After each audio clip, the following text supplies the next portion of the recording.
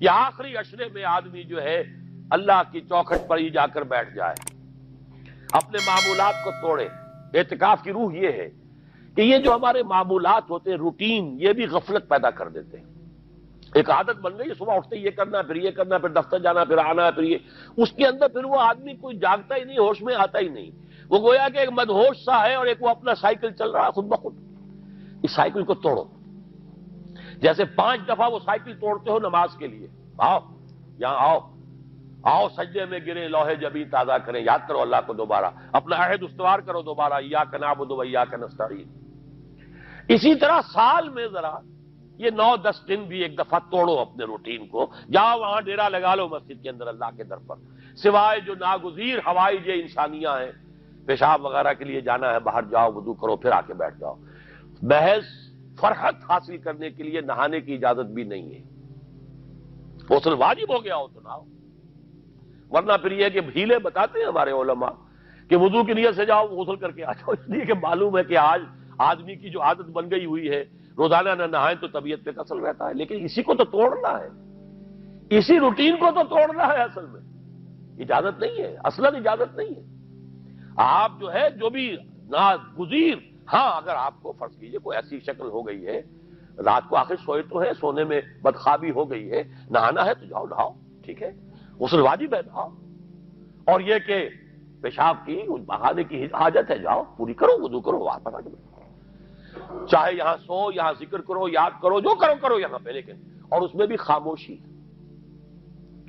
وہاں ہمارے ہاں آج کل اس کے اندر بھی بڑے لمبے لمبے چوڑے پروگرام شروع کر دیتے ہیں، لوگ بیٹھے ہیں گپ بازی کر رہے ہیں۔ میں نے خود میدان عرفات میں لوگوں کو تاش کھیلتے دیکھا ہے، تاش عرفات میں۔ میں نے سنا یہاں پر اعتکاف میں تاش کھیلے جاتے۔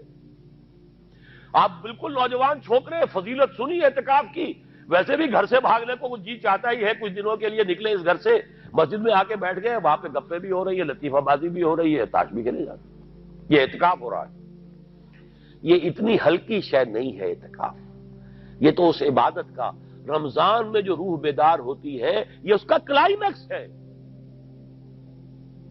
بہت بڑی عبادت ہے، لیکن اس میں لو اللہ کے ساتھ لگی رہے، لوگوں سے نہیں، تنہائی، غور و فکر، یا قرآن پڑھو، ذکر کرو، نوافل پڑھو، یا سوچو کچھ، جیسے حدیث میں آتا ہے وَأَن يَكُونَ نُطْقِي ذِكْرًا وَنَظَرِي عِبْرَةً وَسَمْتِي فِكْرًا، میرا دیکھنا ہو تو عبرت کا دیکھنا ہو کہ ہر شے سے میں سبق حاصل کروں، اور میں بات کروں تو اللہ کے ذکر پر مبنی ہو میری بات، اور میں خاموش رہوں، وَسَمْتِي فِكْرًا، غور و فکر، تفکر و اعتبار، جو حضور جا کر غار حرا میں کیا کرتے تھے، وہ اعتکاف تھا حضور کا، مکی دور کا اعتکاف، تنہا بیٹھنا۔ اور یہ روایت مجھے بعد میں معلوم ہوا کہ یہ بنو ہاشم میں یہ روایت تھی، حضور کے دادا بھی جا کر وہاں پر غار حرا میں بیٹھا کرتے تھے، یہ ان کی ایک خاندانی روایت چلی آ رہی تھی، یہ جگہ تھی، اور وہ جگہ ایسی ہے عجیب سی، اب تو خیر بڑی بڑی عمارتیں حائل ہو گئی ہیں، ورنہ میں نے جب پہلا حج کیا تھا سن 62 میں، تو میں نے اس وقت جا کر دیکھا تھا، واقعتاً سیدھا کعبہ نظر آتا ہے وہاں سے، اور کچھ درمیان میں نہیں، جیسے اس کو سلٹ لیمپ کہتے ہیں، وہ غار ہے ہی ایسی کہ سامنے ایک دراڑ سی بس کھلی ہوئی ہے، یہ اس کے اندر سے وہاں بیٹھ جائیے، سیدھی نگاہ خانہ کعبہ پڑ جاتی تھی، تو کعبے کا مراقبہ بھی کیا جا سکتا تھا وہاں بیٹھ کر، دیکھنا، کعبے کو دیکھنا عبادت ہے، اور پھر اس یکسوئی کے ساتھ کوئی نہیں، کعبے میں ہے تو نہ معلوم کیا کچھ اور ہو رہا ہے، لیکن یہ کہ وہاں تو آپ بیٹھے ہوئے، وہ اعتکاف، یہی اعتکاف حضرت موسیٰ نے کیا تھا 40 دن کا، تب تورات ملی تھی، یہی 40 دن کا روزہ کیا رکھا تھا، یہ اگرچہ قرآن میں مذکور نہیں ہے، حضرت موسیٰ کا تو قرآن میں مذکور ہے، حضرت عیسیٰ کا انجیل میں مذکور ہے، 40 روز کا روزہ اور اعتکاف پہاڑوں میں کیا جا کر، تب انجیل ملی، یہی اعتکاف تھا جو حضور کر رہے تھے غار حرا میں، تب قرآن، اقرأ بسم ربک الذی خلق، خلق الانسان من علق، یہ تو اس کا ایک عکس، اس کی ایک جھلک ہونی چاہیے۔ میں نے روح اعتکاف پر بھی ایک زمانے میں ایک تقریر کی تھی، میں نے دیکھا چھپی ہوئی تھی، اب پتہ نہیں کہیں اویلیبل ہے یا نہیں، ایک علیحدہ کتابچے کی شکل میں بھی تھی، ویسے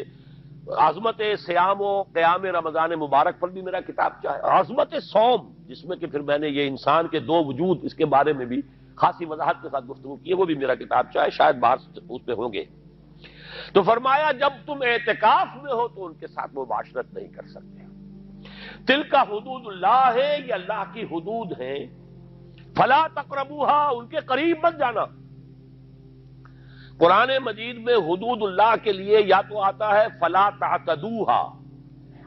یہ اعتداء کہتے ہیں کسی حد کو کراس کر جانا، تجاوز کرنا، اور جہاں زیادہ احتیاط کی بات ہے وہاں فلا تقربوها، آخری حد کے قریب تک نہ چلے جانا، مبادا کہیں غلطی سے قدم جو ہے ادھر پڑ جائے۔ جیسے حضور نے حدیث کے اندر بیان فرمایا الا لکل ملک حمل، ہر بادشاہ کی ایک محفوظ چراگاہ ہوا کرتی تھی، اسی کے جانور اس میں چریں گے، کوئی رعیت میں سے کسی کی بھیڑ بکری، کسی کا کوئی جو ہے گھوڑا وہاں نہیں آ سکتا۔ اب اگر کسی کا گھوڑا یا کسی کی بھیڑ بکری چلی گئی، وہ مجرم ہو گیا، پکڑا جائے گا، گردن ماری جائے گی۔ تو حضور نے فرمایا کہ اللہ کی بھی ایک محفوظ چراگاہ ہے، اللہ کی حما کیا ہے؟ محارمہ، جو چیزیں اس نے تم پر حرام کر دی، ان کے قریب نہ جانا۔ تو دیکھو اگر کوئی چرواہا اپنی بھیڑوں بکریوں کو بالکل آخری حد تک لے جائے گا، اس بادشاہ کی جو وہ حد ہے، تو اندیشہ ہے کہ بھیڑیں بکریاں کہیں ایک چھلانگ لگائے اور بادشاہ کی چراگاہ میں داخل ہو جائے، لہذا ذرا فاصلے پر رہا کرو۔ یہ ہے آخری حد تک نہ جاؤ بلکہ کچھ فاصلے پر رہو۔ فلا تقربوها، یہ اللہ کی حدود ہے تو ان کے قریب مت پھٹکو۔ کذالک یبین اللہ لکم آیاتہ للناس لعلہم یتقون، اسی طرح اللہ تعالی اپنی آیات لوگوں کے لیے واضح کر رہا ہے تاکہ وہ بچیں، تقویٰ کی روش اختیار کریں، حدود الہی کا احترام کریں، اس میں کہیں تجاوز تو دور رہا، اس کے قریب بھی نہ آئے۔